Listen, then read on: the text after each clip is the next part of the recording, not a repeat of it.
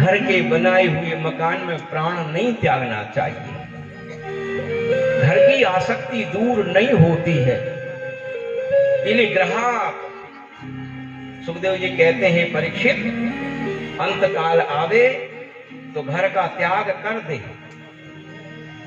घर में प्राण त्यागोगे, घर की आसक्ति बनी ही रहेगी। इस कमरे को हमने बनाया है, ये फर्नीचर इतने में लगा है, जब देखोगे तभी वो स्मृति रहेगी। इस दालान को इतना पैसा खर्च किया है, इसलिए घर के बनाए हुए मकान में प्राण का त्याग नहीं करे। जितने भी महापुरुष हुए हैं वो घर छोड़ करके गए। तुकाराम जी घर छोड़ के गए, मीरा जी घर छोड़ के गई, राम जी राज छोड़ करके गए, पांडव राज छोड़ करके गए। घर की आसक्ति बनी ही रहती है। ये बेटा है, ये बेटी है, ये दरवाजे की कितनी शान है, ये ट्रैक्टर रखा हुआ है, ये सब में मन लगा रहता, फंसा रहता है, इनसे अलग होता ही नहीं है। कोई याद आता है, ये मेरा है, ये मेरा है। अंतकाल आवे तो घर का त्याग करे, पुण्य तीर्थ में जाकर के और अवसन्न धार से भजन करे, शुभ कर्म करे, सत्संग करे, संतों का संग करे, यमुना स्नान करे, गंगा स्नान करे, तीर्थ में रहे। और घर में रहकर के भी आप तीर्थ बना सकते हैं। कब बनेंगे, कब बना पाएंगे? जब आपकी आसक्ति दूर हो जाए। लेकिन आसक्ति दूर होती नहीं है। कितना ही प्रयास कर लो, जिंदगी भर जो तुमने काम किया है, तुम्हें अंतकाल में वही याद आएगा, वही स्मृति होगी। जो धंधे किए, जो व्यापार किए, जो बिजनेस किए, जो 2 नंबर का पैसा कमाया, वो याद आता है।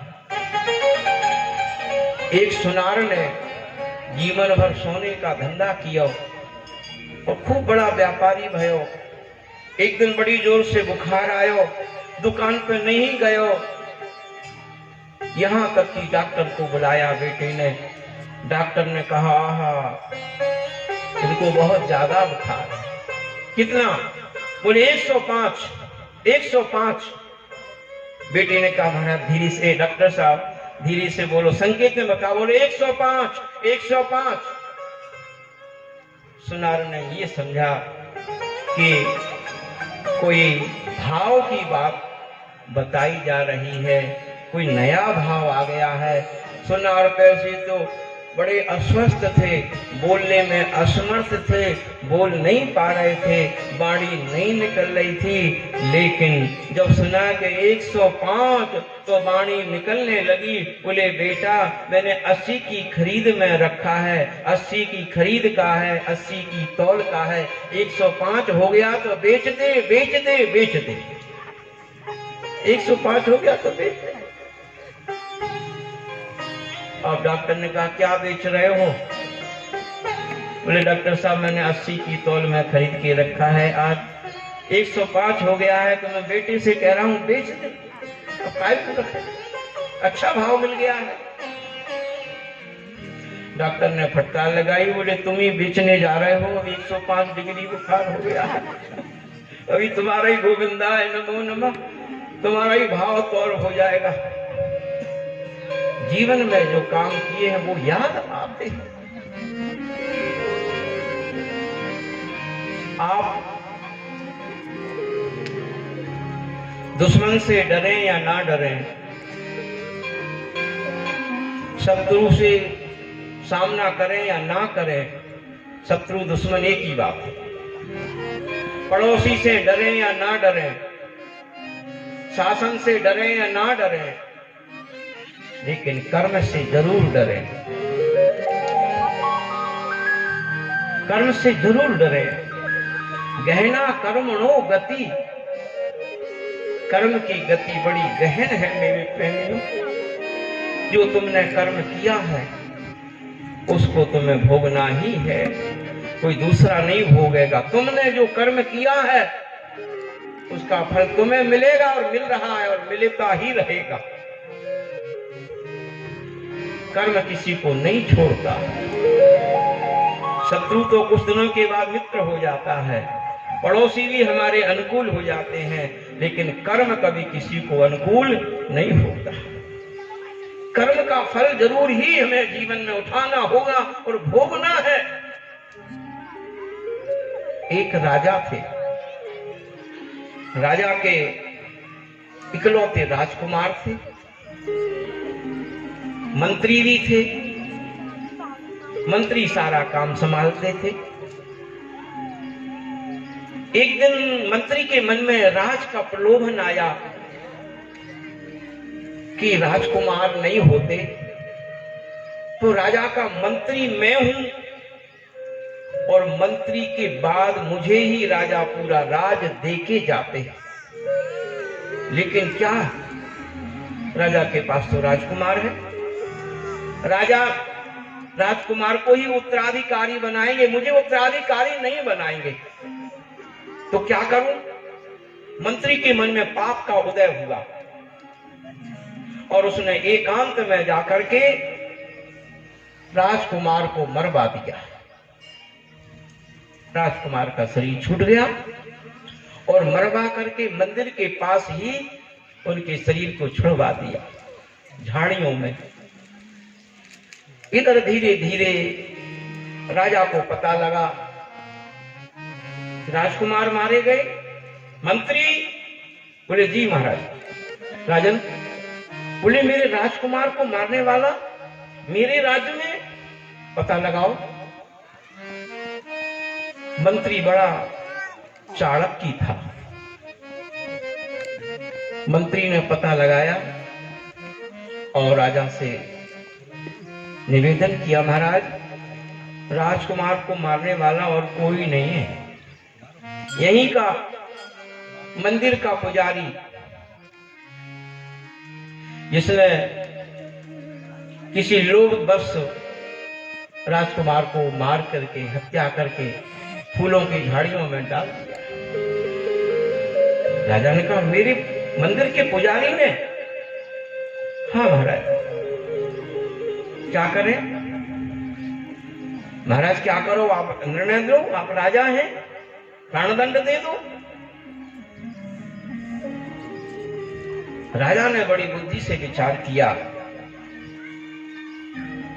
मैं राजा हूं, राजा बड़ा ज्ञानी होता है, सर्वदेव मयो नृपः, राजा के शरीर में सारे देवताओं का निवास भी कहा है, राजा सहज नहीं माना जाता है। राजा ने विचार किया कि मेरे राजकुमार को मारने वाला पुजारी तो नहीं हो सकता है, कोई और ही है जिसने मेरे राजकुमार को मारा है, लेकिन पता नहीं लग पा रहा है मंत्री के कारण। मंत्री ने ऐसा षड्यंत्र रचाया कि कोई जान ही नहीं सका। राजन क्या पुजारी को दंड दिया जाए, प्राणदंड? राजा ने कहा नहीं, ब्राह्मण को प्राणदंड नहीं देना चाहिए। गौर ब्राह्मण को संत को प्राणदंड देना बहुत बड़ा अपराध होता है। दंड देने का विधान बताया है, घर से निकाल दो, पूजा ले लो, देते हो वो बंद कर दो, लेकिन प्राणदंड मत दो। राजा बुद्धिमान थे, उन्होंने कहा ऐसा करो मंत्री, मेरे राजकुमार को मारने वाले पुजारी के हाथ पैर काट दो और जीवित रहें। ऐसा ही कर दिया, हाथ पैर कट गए और तब भी रहस्य नहीं खुला। पुजारी नित्य आरती करता, बगीचे में से जाकर के फूल लाता, चंदन घिसकर के ठाकुर जी को लगाता। आज वो सारी सेवाएं छूट गई, सारी सेवाएं कम हो गई, कर ही नहीं सका। तो मंदिर में जाकर के ठाकुर जी के सामने अश्रुपात करता हुआ और रोने लगा। ढांढस नहीं हो रहा है, और एक ही बात से उसके अश्रु टपक रहे हैं, अश्रुओं की धारा बह रही है कि हे ठाकुर जी, इन हाथों से मैं आपको फूल लाया करता, इन हाथों से मैं आप भोग की थाली लाता, इन हाथों से मैं आपकी सेवा करता, आरती करता। इन हाथों ने कौन सा अपराध किया है? मुझे ऐसा दंड क्यों मिला? मैं अधिकारी क्यों हो गया दंड का? मैंने अपराध नहीं किया और मुझे अपराधी मान लिया गया। एक दिन वो पुजारी जी डोला में बैठ करके अपने गुरु के पास गए, गुरु से जाकर के निवेदन किया। गुरु उस समय नहीं थे, गुरु माता थी। गुरु माता बड़ी कर्कशा थी। जैसे ही पुजारी पहुंचे तो दो बातें पुजारी को बड़ी कटु सुनाई। जैसो तेरो गुरु जैसे ही तू, निकम्मा तू है और तेरा गुरु भी निकम्मा है। बेचारे लौट करके आ गए। फिर समय पाकर के डोला में बैठ करके गुरु के पास गए तो आज गुरु जी मिल गए। कहो बेटे। बोले गुरु जी बताइए, मेरा ये अपराध, मैंने अपराध नहीं किया तो मेरे हाथ पैर काट दिए गए हैं, क्या कारण है? बोले तुमने इस जन्म में तो अपराध नहीं किया, लेकिन पूर्व जन्म में तुमने किसी को, गौ को मारा था, गौ के हाथ पैर काटे थे। उस गौ ने शाप दिया था कि जब तू मनुष्य का शरीर प्राप्त करेगा उस समय तेरे भी हाथ पैर काटेगा।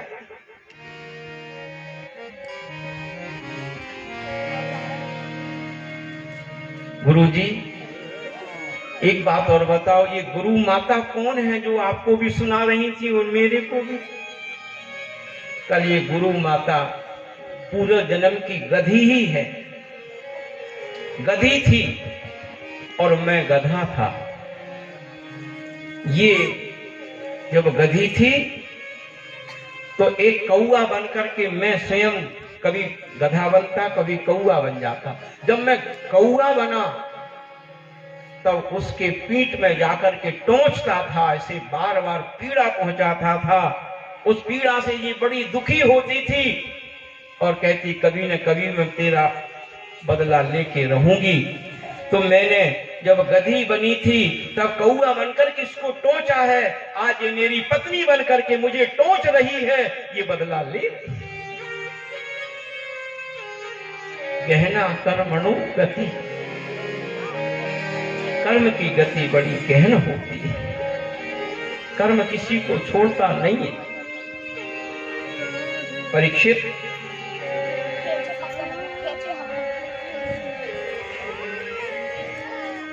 जगत में राग द्वेष जभी तक बने रहेंगे जब तक सब में भगवान का दर्शन नहीं हो। श्री राम मैं, सब जानते हैं इस भाव को। किसी से द्वेष मत करो, भजन कम करो, दान पुण्य कम करो, तीर्थ में कम जाओ, लेकिन राग द्वेष मत करो। राग द्वेष और बैर और वासना जब तक बनी रहेगी तब तक ठाकुर जी तुमसे दूर रहेंगे। बोलो राधे राधे। बैर और वासना शरीर को बिगाड़ते हैं और ठाकुर जी से दूर करते हैं। यहाँ सुखदेव जी कहते हैं, राजा परीक्षित, इस संपूर्ण जगत में मेरा ही स्वरूप है। देखो प्रेमियों, जितने संकल्प करोगे उतनी आसक्ति बढ़ेगी। ये काम कर लिया, ये और करना है, ये बाकी है, तब तक आसक्ति बनी ही रहेगी, आसक्ति दूर नहीं होगी। मृत्यु पर्यंत ये धंधा बना ही रहता है। इसलिए जब ठाकुर जी कृपा कर दें तो इस आसक्ति से दूर हो जाओ। एक बंगाल के संत हैं, वो तो उनका भाव ये है, बोले भालो खाई वो ना, भालो पहन वो ना। अच्छा खाइए मत, अच्छा पहनिए मत। हमारे पटेल कह रहे होंगे ऐसा क्यों, और हमारी 12 गांव की पटेलन है वो वहां आई हैं, वो जरूर कहेंगे कि ऐसा क्यों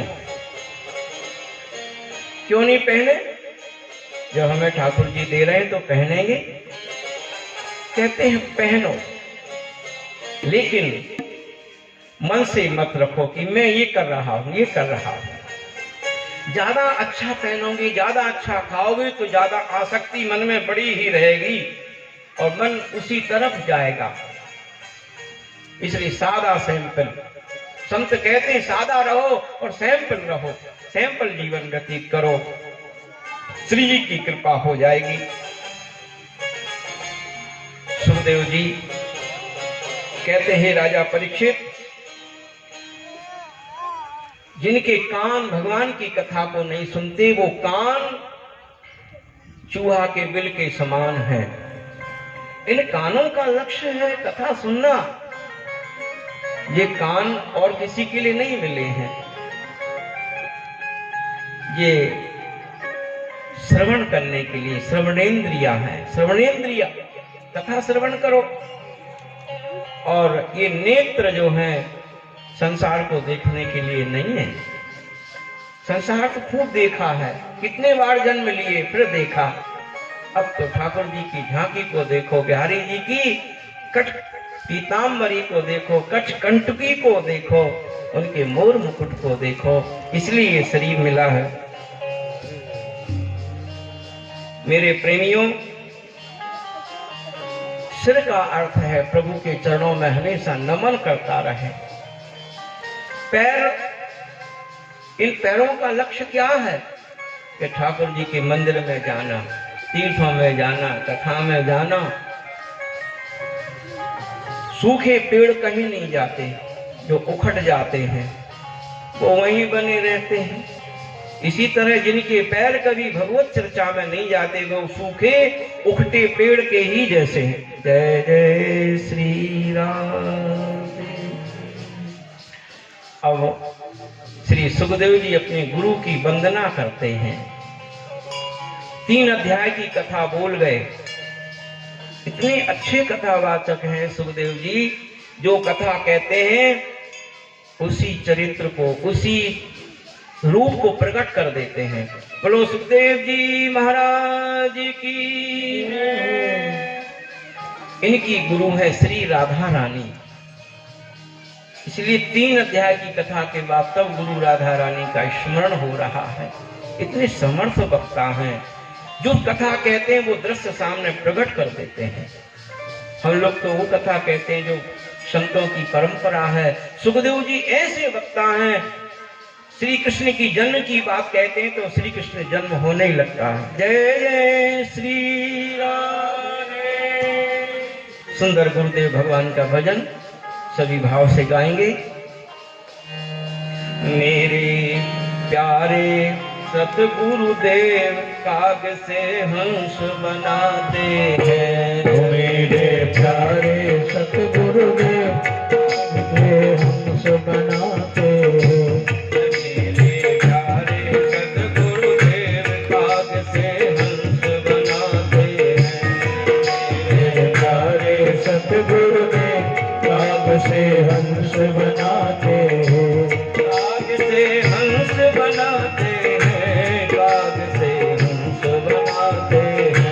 काग से हंस बनाते हैं, काग से हंस बनाते हैं। मेरे प्यारे सतगुरुदेव काग से हंस बनाते हैं। मेरे प्यारे सतगुरुदेव काग से हंस बनाते हैं।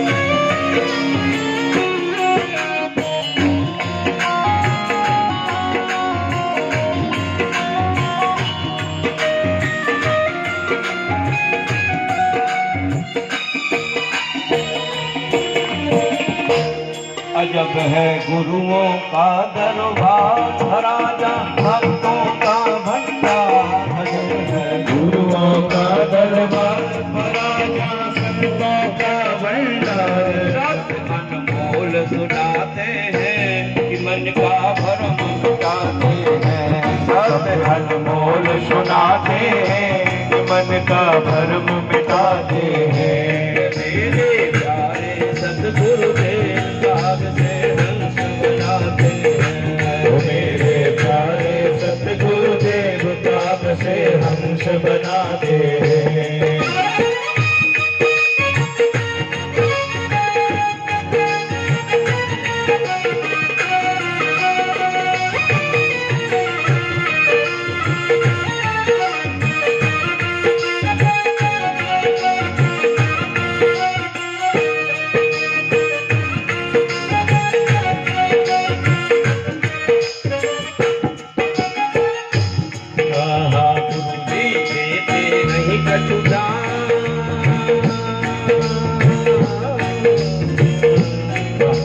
गुरुजी लेते नहीं कटु ज्ञान, जीव को करते ब्रह्म समान। गुरुजी लेते नहीं कटु ज्ञान, जीव को करते ब्रह्म समान। वो अमृत खूब पिलाते हैं, मन की प्यास बुझाते हैं। वो अमृत खूब पिलाते हैं, मन की प्यास बुझाते हैं। वो अमृत खूब पिलाते हैं, मन की प्यास बुझाते हैं। वो अमृत खूब पिलाते हैं, मन की प्यास बुझाते हैं। मेरे प्यारे सतगुरुदेव काग से हंस बनाते हैं। मेरे प्यारे सही गुरुदेव नाम से हंस बनाते हैं।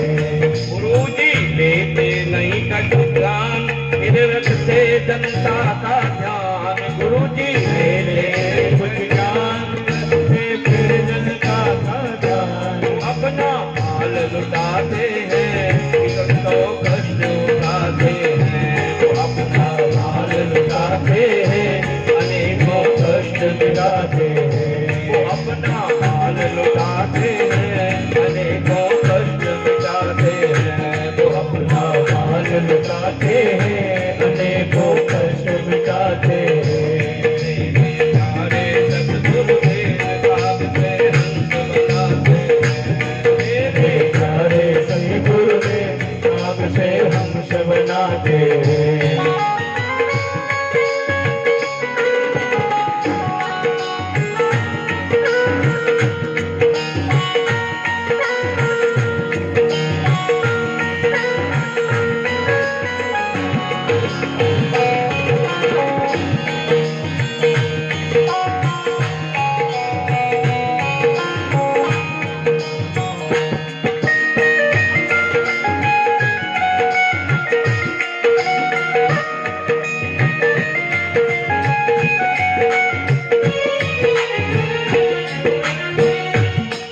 कर लो गुरु चरणों का ध्यान, तुमसे करते भक्त बयान। कर लो गुरु चरणों का ध्यान, तुमसे कर दे भक्त बयान। कर लो गुरु चरणों का ध्यान, तुमसे करते भक्त बयान। कर लो गुरु चरणों का ध्यान, तुमसे कर दे भक्त बयान। सारे दुख मिटाते हैं, भव से पार लगाते हैं। सारे दुख मिटाते हैं, भव से पार लगाते हैं। मेरे प्यारे सतगुरुदेव काग से हंस बनाते हैं। ओ मेरे प्यारे सतगुरुदेव काग से हंस बनाते हैं। काग से हंस बनाते हैं, काग से हंस बनाते हैं। काग से हंस बनाते हैं, काग से हंस बनाते हैं। मेरे प्यारे सतगुरुदेव काग से हंस बनाते हैं।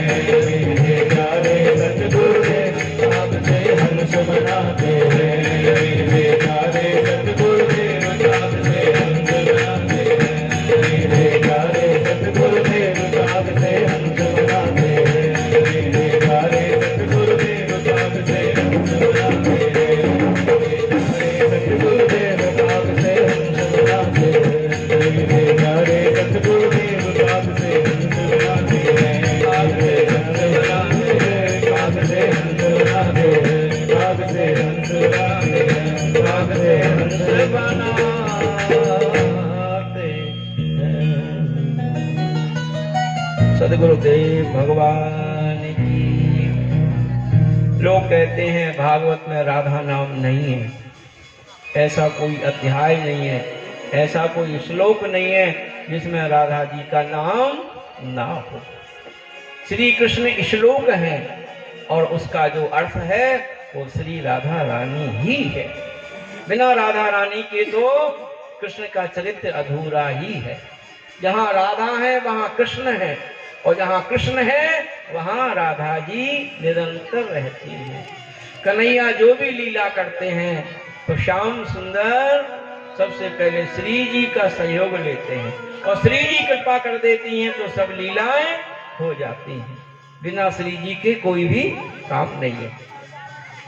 आगे कहते हैं विदुर जी ने घर का त्याग किया। 7 कारण हैं।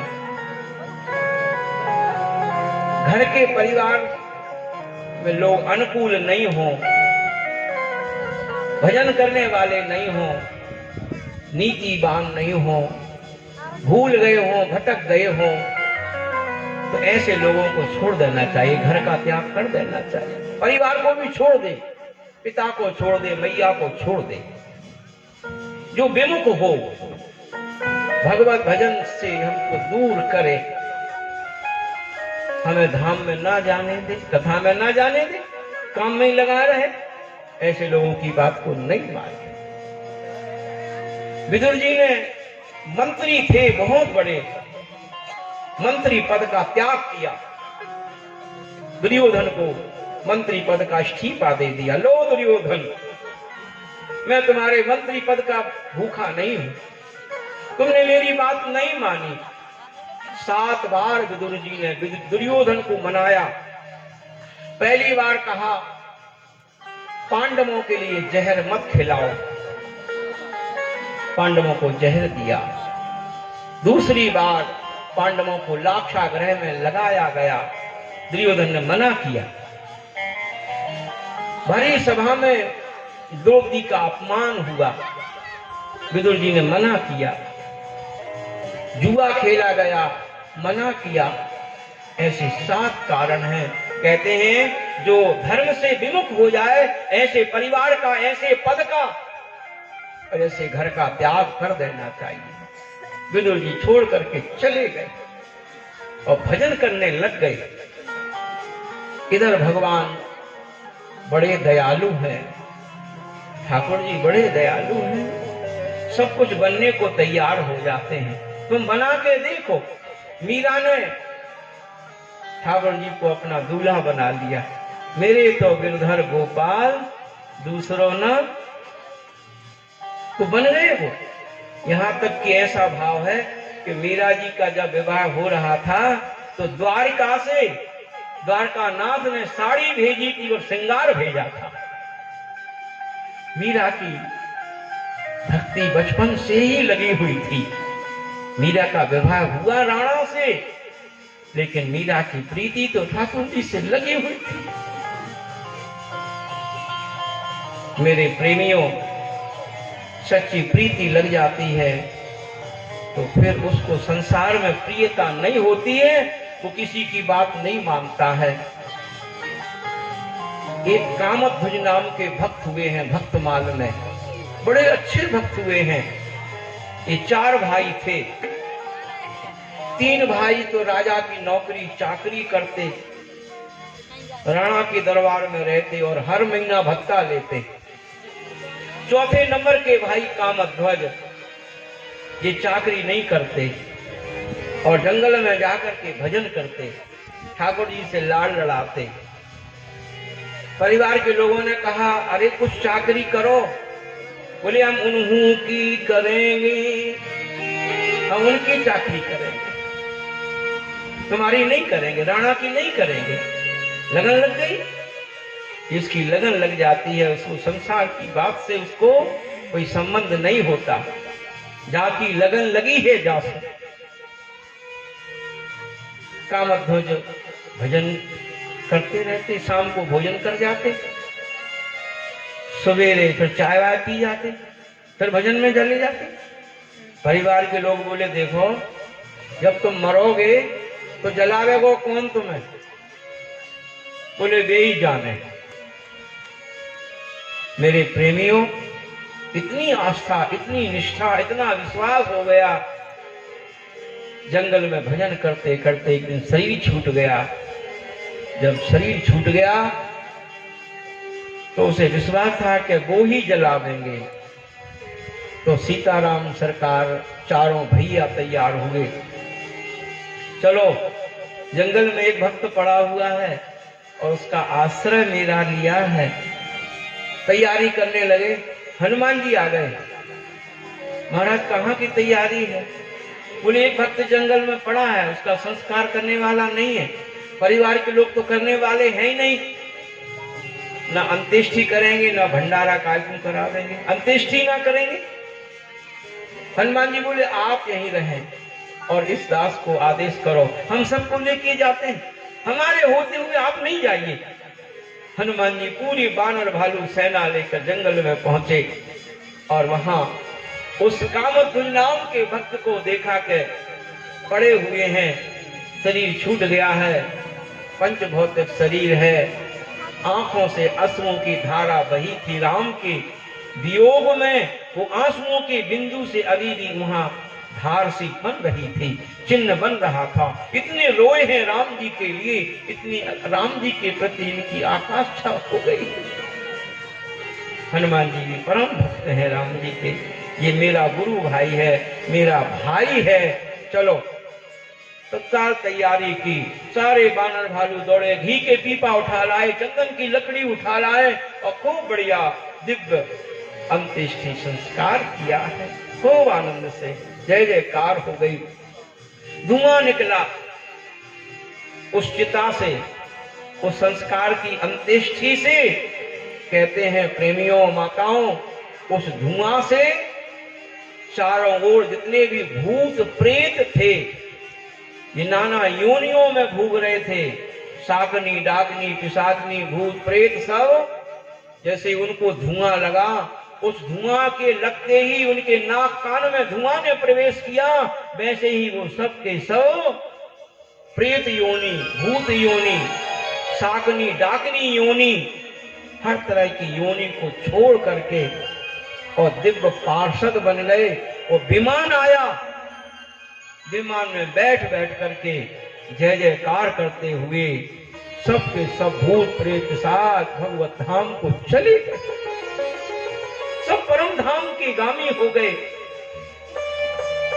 एक प्रेत पहले से कहीं बाहर गया था, वो लौट के आयो।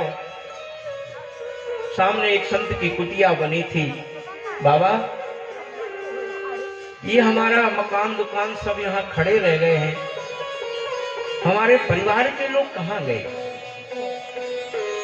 हमारे पिता भी नहीं है, मैया भी नहीं है, भैया भी नहीं है, दैया भी नहीं है, पड़ोसी भी नहीं है, सब कहाँ गए? एक भी नहीं दिखाई दे रहा है। कोई दूसरी जगह चले गए क्या? बिना बताए। हम कई दिन से बाहर गए थे, इसलिए हमें जानकारी नहीं। कहाँ वो चले गए हैं? कहाँ चले गए? बोले जहाँ तुम्हें जाना है। बोले हमको वहीं जाना है जहाँ हमारे परिवार के लोग हैं, हमें वहीं पहुंचाओ। बोले जाओ, वो चिता जल रही है, वो चिता के सामने खड़े हो जाओ, तुम भी वहीं पहुंच जाओगे। उस चिता के पास जैसे ही वो प्रेत आयो और उसको नाक कान में धुआं ने प्रवेश किया है, वो इस प्रेत योनि से मुक्त होकर के और पार्षद बन गयो। भगवान को विमान आयो है, विमान में बैठ करके भगवत धाम को चला गया। भजन की ये ताकत है, भजन का ये स्वरूप है। भजन नहीं कर पा रहे हो तो भजन करने वाले का संग कर लो, भजन करने वाला का पांव पकड़ लो, बस तुम्हारा कल्याण हो जाएगा। बोलो कृष्णचंद्र भगवान की। भगवान सब कुछ बनने को तैयार है। आज पांडवों के दूत बने और उनके सूत भी बने और गोपियों के अवधूत बने। भगवान सब कुछ बनने को तैयार रहते हैं। बना के तो देखो, थोड़ा प्रेम करके देखो जीवन में। मीरा ने उनको अपना दूल्हा बनाया तो दूल्हा बन गए, कर्माबाई ने अपना बेटा बनाया तो बेटा बन गए। एक कर्माबाई हुई है जिसने बहुत भजन किया, इसका विवाह हुआ था राजस्थान में, हुई है ये अभी 300-400 साल पहले। ये कोई कहानी नहीं है, भक्तमाल की बात है। कहते करमेती बाई का गोना हो रहा था तो गोने के लिए आए थे, जिसे चौक कहते हैं इधर की भाषा में। चौक हो रहा था, रात के 12 बजे कर्माबाई को बिहारी जी से प्रीति लग गई। मैं अब चौक नहीं कराऊंगी, मैं गोना नहीं कराऊंगी, और चल दी। रात के 12 बजे गहना लेकर के सब सो गए, दौड़ के भागी, कहां जाके छिप गई? ऊंट मरा पड़ा था, मांस नहीं था, अंदर खोंगड़ बन रही थी, उसमें जाकर के प्रवेश कर गई। 3 दिन तक ऊंट के उस खोंगड़ में बनी रही, दुर्गंध आ रही थी। लेकिन कर्माबाई ने, करमेती बाई ने कहा कोई बात नहीं, मैं छोटी सी दुर्गंध को तो सहन कर लूंगी, लेकिन संसार की दुर्गंध को सहन नहीं कर पाऊंगी। संसार की बहुत बड़ी दुर्गंध है, इस दुर्गंध को सहन कर लूंगी। 3 दिन तक पड़ी रही और निकल करके आई है, मथुरा आई है, और मथुरा से वृंदावन आ गई है। वृंदावन में बिहारी जी बिहारी जी बिहारी जी कहते कहते उस समय पूरा वृंदावन वन ही था, कोठी बंगला नहीं थे। 300 साल पुरानी की बात है। करमेती बाई को बिहारी जी ने आकर के गोदी में बैठाया। बोलो कृष्ण चंद्र भगवान की जय। भगवान सब कुछ बनने को तैयार हैं। सोना जैसे होता है, सोने की अंगूठी बनाओ, मिटा करके कान की बारी बनाओ, मिटा करके हार बनाओ, मिटा करके चूड़ी बनवा लो, सोना सोना ही रहता है। सोना बिगड़ जाएगा, सोने में कमी नहीं आती। ऐसे भगवान हैं, उन्हें जिसको जो बनाना हो बनने को तैयार रहते हैं। बना करके देखो, बुला के देखो। आज भगवान दूत बने। एक भाव और कह देते हैं, कहते पांडवों के भगवान सारथी बने अर्जुन के, और सारथी जब होते हैं तो नीचे बैठते हैं, और जब युद्ध में बड़ी जोर से चिक्खाड़ होती थी, हाथियों की आवाज होती, बाजे बजते, उस समय अर्जुन पैर की ठोकर देकर के श्री कृष्ण से कहते इधर को रथ ले चलो, उधर को ले चलो। भगवान अपनी भगवत्ता को भूल जाते, अर्जुन के रथ को चलाते हैं। आज भगवान भी विदुर की कुटिया में पधारे हैं। विदुर और विदुरानी कई दिन से आशा कर रही, ऐसो कौन अवसर आवे गो, श्याम सुंदर आवे मांग मांग खावे, करोगे साकारो सब सपना सलोना मेरा, करोगे साकार। विदुरानी विदुर गंगा किनारे कृष्ण से प्रीति जोड़ लिए हैं। वो प्रीति जहां जुड़ जाती है तो भगवान भी जुड़ जाते हैं। बोलो राधे राधे।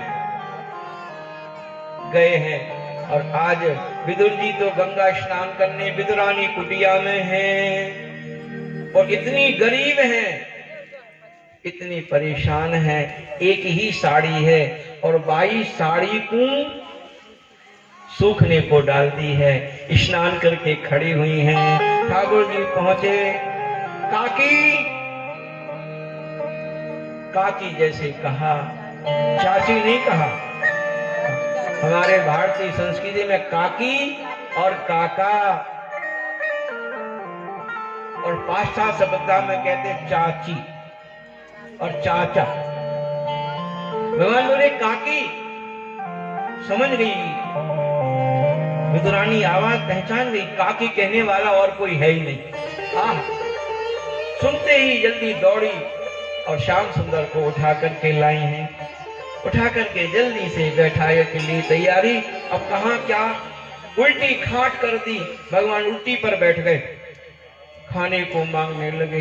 कहाँ लाओगी? बोले केला लाओ। केला लाई, छील छिल करके छिलका देने लगी और गिरी, नीचे गिराने लगी। सभी इस भाव को जानते हैं। भगवान इतने डूब गए और बोले काकी जी मुझे बड़ी जोर से भूख लग रही है। यहाँ भगवान मांग रहे हैं और दुर्योधन के मेवा पकवान का त्याग किया है। जीवन में रजोगुण रहोगे, ठाकुर जी से तुम्हारा भाव नहीं जुड़ेगा तो ठाकुर जी भी दूर रहेंगे, और तुम्हारा भाव जुड़ जाएगा तो भगवान वहां मांग मांग के खाएंगे, तुम्हारे हाथ से खाएंगे। आज भगवान को काकी जी ने छिलका खवाया, भगवान ने पायो। बोले और कोई लाओ। काकी जी गई, बथुआ की भाजी, भाजी मेरा जी, विदुर घर की आज भाजी मेरा जी, विदुर घर की आज भाजी मेरा जी, विदुर घर की आज भाजी मेरा जी।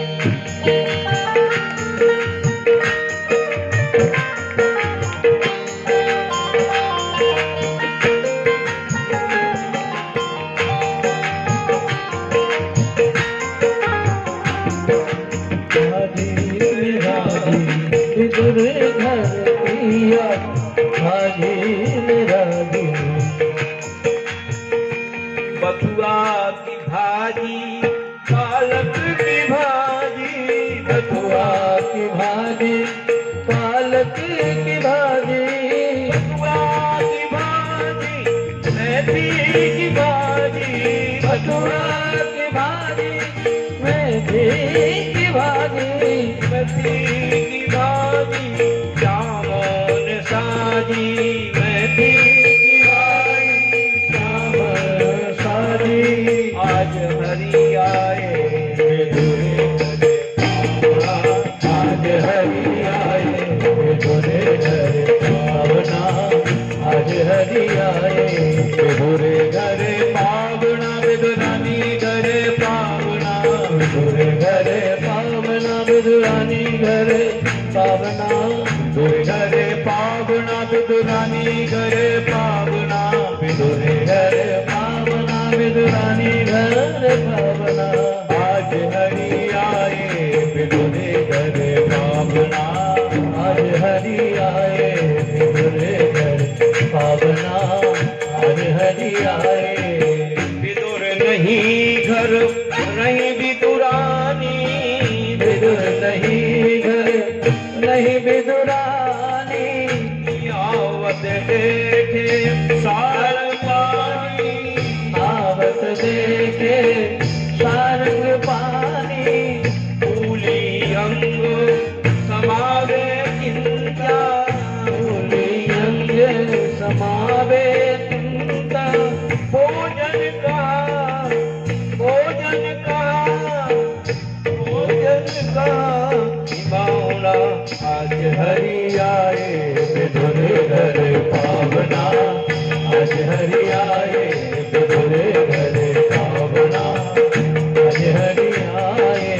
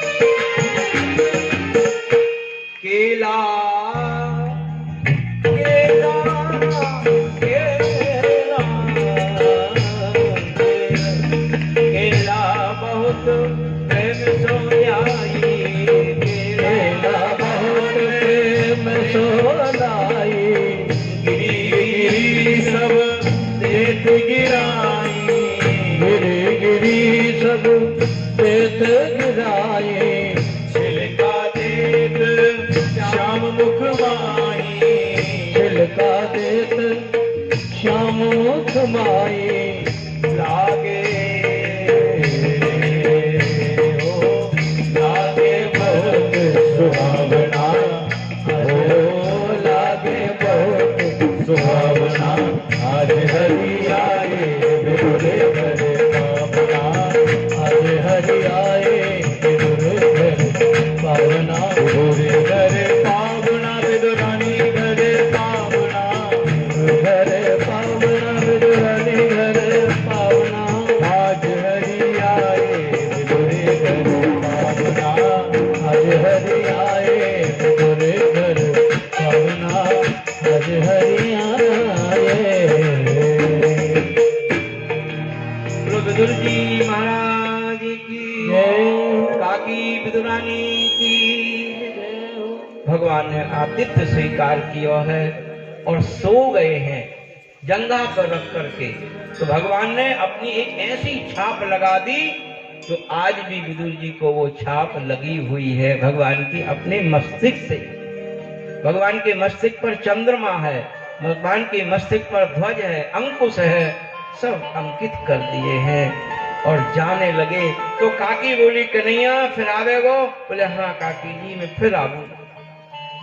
द्वारका आए हैं, द्वारिका में रानियां थाल सजाकर के लाई, तरह तरह के व्यंजन, सुंदर सुंदर पदार्थ सामने रख दिया है। लो महाराज आरोगो। भगवान उंगली से चाट रहे हैं जैसे कहीं पंगत हो जाए और फिर घर पे आ जाओ। बोले तैयारी? बोले नहीं नहीं अब तो करके आए।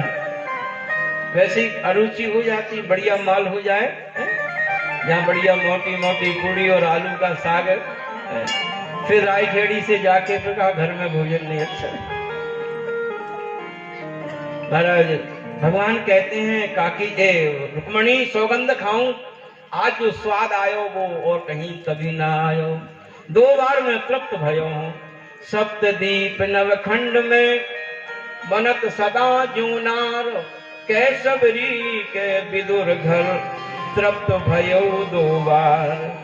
रामा अवतार में सबरी के देरों में और कृष्ण अवतार में काकी के केलों में बड़ी तृप्ति हो गई है। बोलो भक्त वत्सल भगवान की। आगे ब्रह्मा जी की सृष्टि का क्रम है। सृष्टि हुई है जो हमें आप दिखाई दे रही है। चलिए भागवत के माध्यम से ही चलेंगे।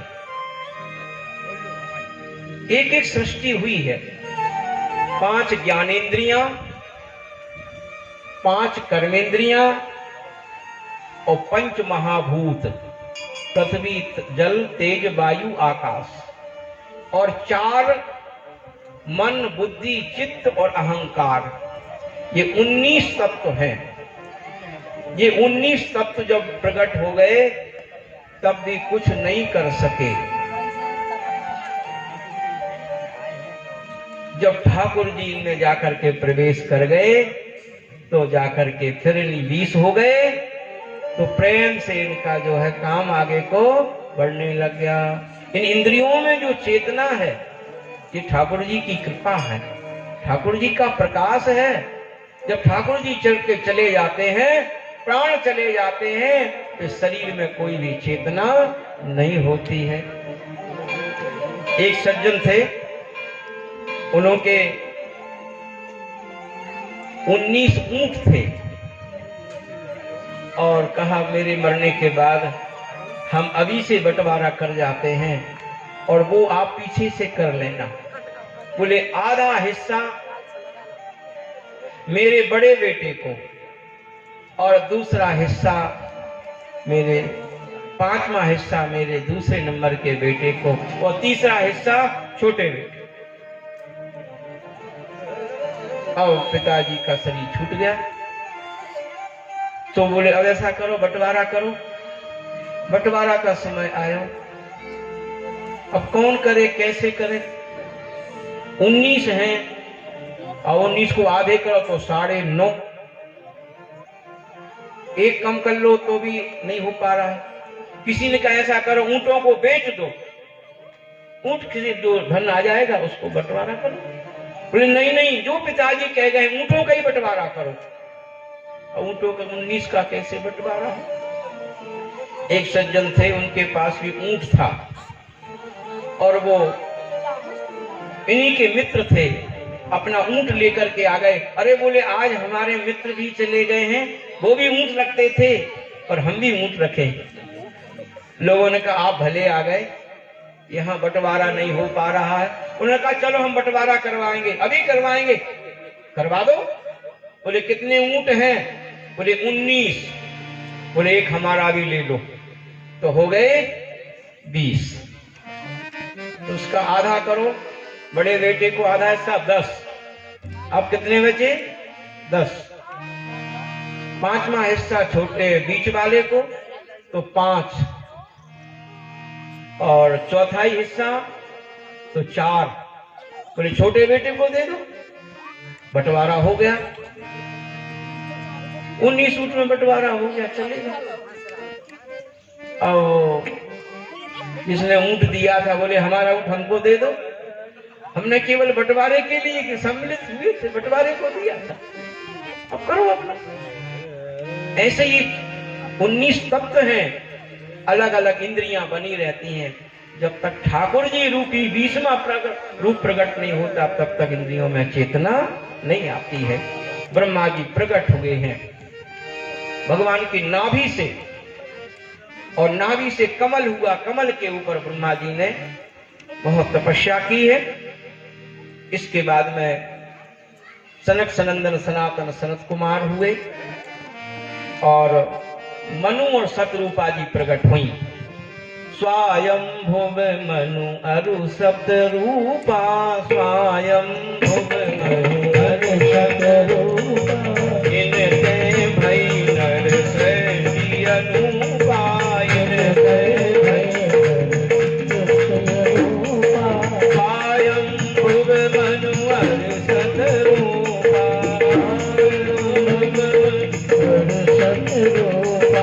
इनते भई नर सृष्टि अनुपा,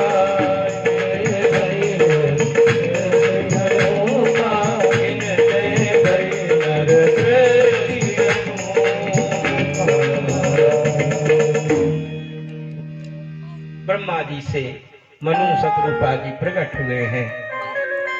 ऋषि मुनि भी प्रकट हुए, धर्म भी प्रकट हुए, वेद भी प्रकट हुए, अधर्म भी प्रकट हुए, काम भी प्रकट हुआ, लोभ भी प्रकट हुआ। बड़े ध्यान से सुनो। मनु और सतरूपा जी, इसलिए हमारा आपका नाम है मनुष्य। हम मनु के वंशज हैं, हम मनु सतरूपा जी से प्रकट हुए हैं। इनकी दो बेटे हुए हैं, प्रियव्रत उत्तानपाद। 3 बेटियां हुई हैं, आहुति, देवहूति और प्रसूति। देवहूति का विवाह कर्दम ऋषि से हुआ है,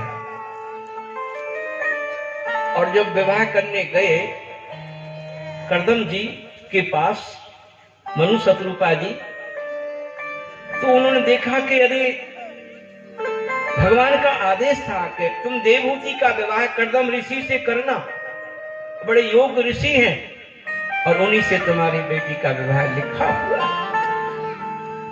सतरूपा जी को लेकर सतरूपा जी पहुंची, ऋषि को देखा तो लगा अरे तो भजन में लगे रहते हैं, और हमारी बेटी राजकुमारी है, चलो कोई बात नहीं, अब भगवान का आदेश है तो मैं विवाह कर देता हूं। विवाह किया है, मुनि के हाथ में कन्या का दान किया। हम जब कन्या दान करते हैं तो एक बात बोलते हैं, विष्णु रूपाय, विष्णु रूप वर के लिए, लक्ष्मी रूपाम कन्याम। साधारण दान नहीं होता है कन्यादान, विष्णु रूप वर, कृष्ण रूप वर, राधा रूप श्री, राधा रूप कन्या का हम दान कर रहे हैं। दान किया है, विदा की है। विदा करने के बाद मनु सतरूपा जी खूब रोए हैं, भागवत में लिखा है। इतने रोए कि देवहूति का अंग भीग गया। कन्या की विदाई का दृश्य ही ऐसा है। जब कन्या विदा होके जाती है, माता पिता से पूछो उनका हृदय कैसा हो।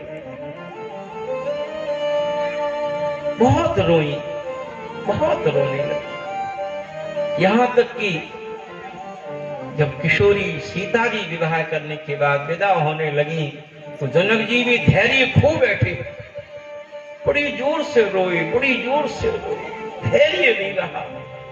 किशोरी जी भी रोने लगी, जनक जी भी रो रहे, दोनों रो रहे हैं। तो परस्पर में बात होने लगी, क्यों बेटी तुम क्यों रो रही हो? या तोरी बेटी, जनक जी को लगा कि सीता जी क्यों रो रही हैं, कारण पूछूं, कोई कारण है, कोई मेरे द्वारा कमी रह गई है। या तोरी बेटी दान दहेज को, या तोरो साजल सामल है। क्या हमने तुम्हें दान दहेज कम दिया है? क्या तुम्हें सांवला दूल्हा ढूंढ दिया है? सीता जी ने कहा नहीं पिताजी, ये बात नहीं है। फिर तुम रोती क्यों हो? किशोरी जी ने कहा बाबा मैं इसलिए रो रही हूं, कारण बताऊं? हाँ बेटी सीते, कारण बताओ रोने का। मैं तो तुम्हारे जाने पर रो रहा हूं, मुझे धैर्य नहीं हो रहा है, लेकिन तुम बोला रोने का कारण? नहीं बाबा, मुई दान दहेज को, नहीं मुई साजन सामल है। फिर बोले बाबा हम बाबा भैया एक कूख जन्मल, दूध पियत एक साथ हा। बाबा मैंने और भैया ने एक ही माँ से जन्म लिया है, एक ही माँ की पयोधर से दूध पान किया है, एक ही माँ की गोदी में खेलते रहे, एक ही माँ के पेट से निकले हैं, और आज भैया को तो यहाँ की चांद झोपड़ी का राजा बनाया जा रहा है और मुझे बाहर निकाला जा रहा है। मैं इसलिए रो रही, अगर मैं बेटी नहीं होती तो मुझे बाहर निकाला क्यों जाता? भैया को यहाँ रखा जा रहा है, मुझे बाहर निकाला जा रहा है। भैया को सौंपे तेन चांद झोपड़िया, हमला को भेज ला विदेश है। हमको बाहर भेजा जा रहा है। हमारी संस्कृति की परंपरा है, बेटा को राजा बनाया जाता है और बेटी को बाहर पहुंचाया। जिस परिवार को उसने देखा नहीं, सुना नहीं, समझा नहीं, ऐसी हमारी संस्कृति चली गई। आज प्रसंग पर आइए। बहुत जोर से शत्रुपा जी रो रही है। शत्रुपा जी ने कहा बेटी तू क्यों रो रही है? बोली मां मैं इसलिए रो रही हूं कि मेरा परम सौभाग्य है जो ऋषि पति मुझे मिले हैं। मैं प्रेम के आंसू में रो रही हूं। शत्रुपा जी ने कहा मैं इसलिए रो रही हूं बेटी कि तू बहुत बड़े राज की राजपुत्री है, राजकुमारी है, और साधारण झोपड़ी वाले पति को देके जा रही हूं। मैं एक ही बात कहती हूं, कभी अपने पति का अपमान मत करना, कभी अपने पति से विमुख नहीं होना। मैं एक ही बात कहती हूं, यही मेरा मंत्र है, यही मुझे दुख है। ऐसा ना हो कि अपने पति को छोड़ करके तू चली। दान किया है, आ गए हैं, बड़ी लंबी बात है, सब जानते हैं इस कथा को। महाराज विवाह होते ही, बड़ा सुंदर भाव है, विवाह होते ही कर्दम ऋषि समाधि में बैठ गए, भजन करने बैठ गए 12 वर्ष के लिए। देवहूति जी समाधि की रक्षा करती रही, चारों ओर से कहीं गई नहीं। कितना बड़ा अभाव है। आज का दूल्हा 12 घंटे को भी बाहर नहीं जाता है, और देवहूति जी 12 वर्ष तक बैठी रही। कर्दम ऋषि समाधिस्थ हो गए। ये हमारी संस्कृति है, हमारी भारतीय परंपरा है। 12 वर्ष पूरे हुए हैं, समाधि खुली है। एक और ऋषि हुए हैं जिनका विवाह हुआ था और 36 वर्ष बीत गए, 1000 नहीं 36 वर्ष बीत गए विवाह को, पत्नी का मुंह भी नहीं देखा। केवल दूल्हा बने थे उस समय पत्नी को देखा था कि ये मेरी पत्नी है। 36 साल हो गए भजन करते, नाम लिखते, टीका लिखते हुए। कब देखा पत्नी को?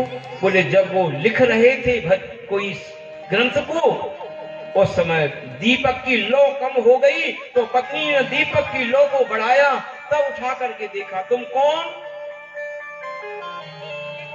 बोले महाराज मैं आपकी दासी हूं, आपने मंडप में मेरा हाथ पकड़ा था, अग्नि साक्षी करके मुझे आप लाए हैं।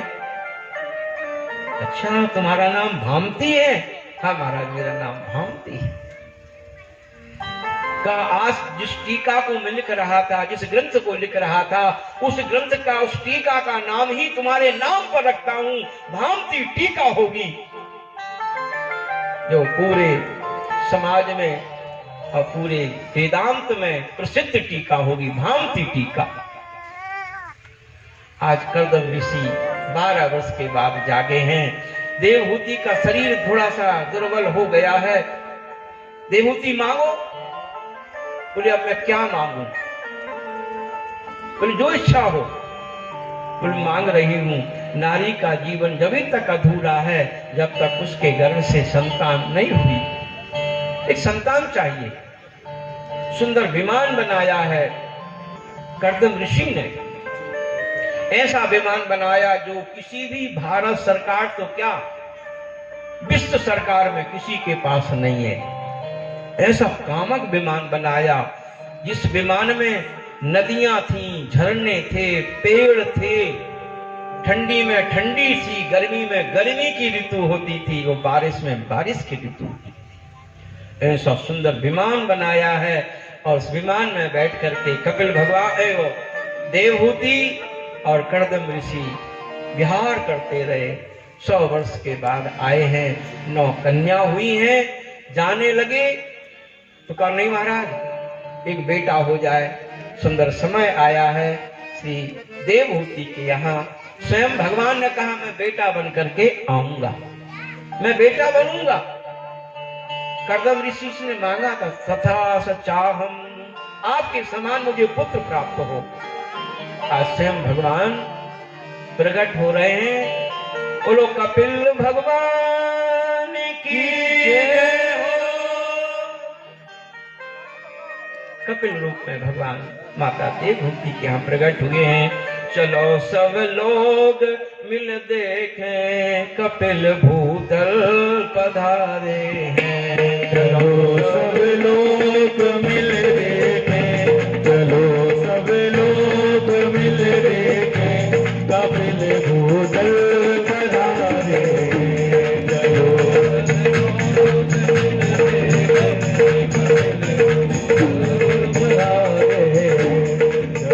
सब लोग मिल देखें कपिल भूतल पधारे हैं। देवहूति मुनि कर गम के मारे हैं दुलारे। देवहूति के मुनि कर गम के मारे हैं, मुनि कर गम के मारे हैं। यह धन ब्राह्मण को हुआ, यह धन ब्राह्मण को बधाई है, बधाई है। बधाई है, बधाई है, बधाई है। सब लोग मिल देखें कपिल भूतल पधारे। बोलो कपिल भगवान की। कपिल भगवान प्रकट हुए हैं माता देवहूति के यहाँ। देवम भगवंतम आहूते, जो देवताओं का आवाहन कर ले वो देवहूति।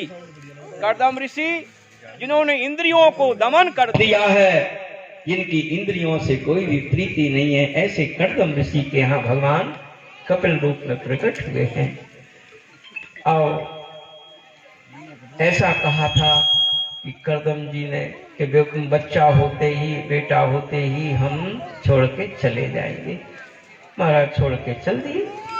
श्री देवहूति जी ने अपने बालक कर्दम को पाकर के बड़ी प्रसन्नता व्यक्त की है और उन्हें पता लगा कि साक्षात भगवान ही मेरे यहाँ बेटा बनकर के आए हैं।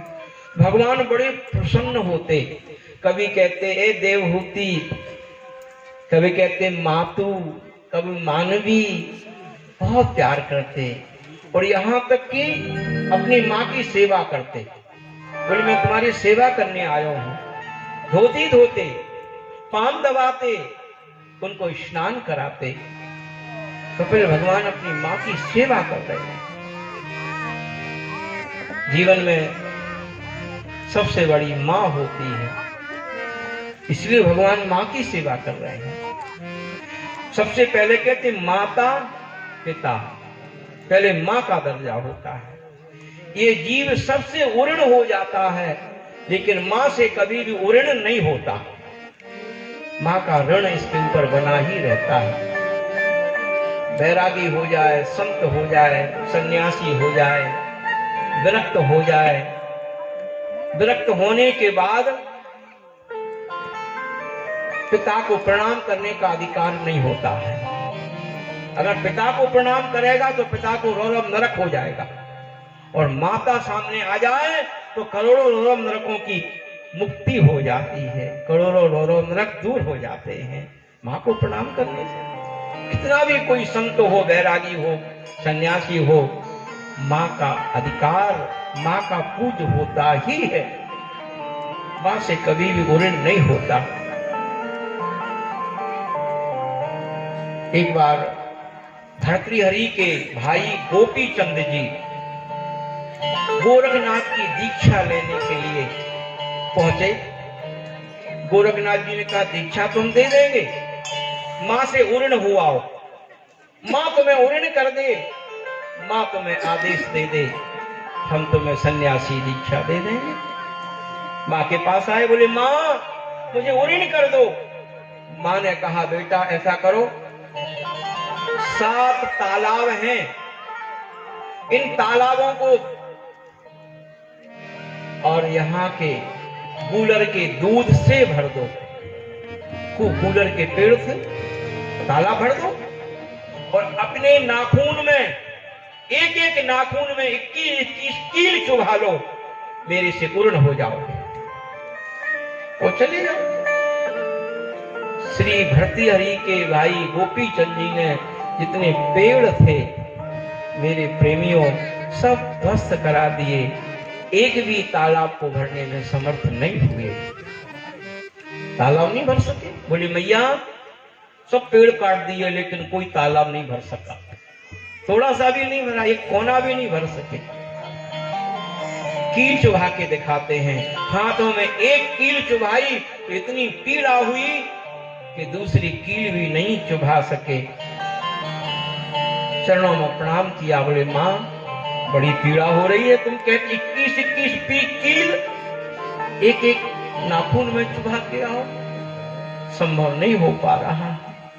माँ ने कहा फटकार दी, बेटे जैसे 7 तालाब गूलर के दूध से भरे हों, ऐसे 7 तालाब के बराबर मैंने दूध पिला करके तेरे को पुष्ट किया है। एक नाखून में एक कील चुभाने से जो पीड़ा होती है, ऐसी 1000 गुनी पीड़ा सह करके और मैंने तेरे को जन्म दिया है। आज मेरे से पूर्ण होने को आया, मैंने बड़ी पीड़ा सहन की है, पूर्ण होने को जा रहा है। माँ के चरणों में गोपी चंद जी ने प्रणाम किया, बोले माँ मैं तेरे से कभी उऋण नहीं हो पाऊंगा, मैं तेरी शरण में रहूंगा, परंतु मुझे आदेश दे दो। माँ ने कहा जाओ तुम दीक्षा ले लो। माँ का दर्जा बहुत बड़ा होता है। जीवन में सबको छोड़ देना, लेकिन माँ को कभी भी मत छोड़ना। माँ कभी भी तुमसे विपक्ष नहीं हुई। माँ ने कभी